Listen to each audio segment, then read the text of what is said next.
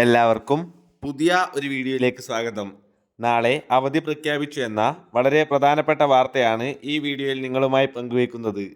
വീഡിയോയിലേക്ക് പോകുന്നതിന് മുമ്പായി ചാനൽ ഇതുവരെയും സബ്സ്ക്രൈബ് ചെയ്യാത്ത കൂട്ടുകാർ സബ്സ്ക്രൈബ് ചെയ്ത് ഒപ്പം തൊട്ടടുത്തുള്ള ബെല്ലൈക്കൺ കൂടി എനേബിൾ ചെയ്യാൻ ശ്രദ്ധിക്കുക.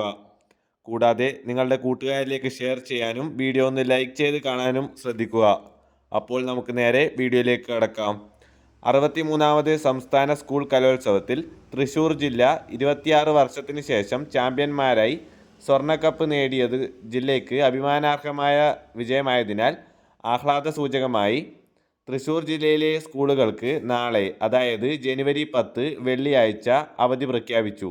ജില്ലയിലെ സർക്കാർ, എയ്ഡഡ്, അൺഎയ്ഡഡ്, CBSE, ICSE ഉൾപ്പെടെയുള്ള എല്ലാ സ്കൂളുകൾക്കും അവധി ബാധകമായിരിക്കുമെന്നും തൃശൂർ കളക്ടർ അറിയിച്ചു.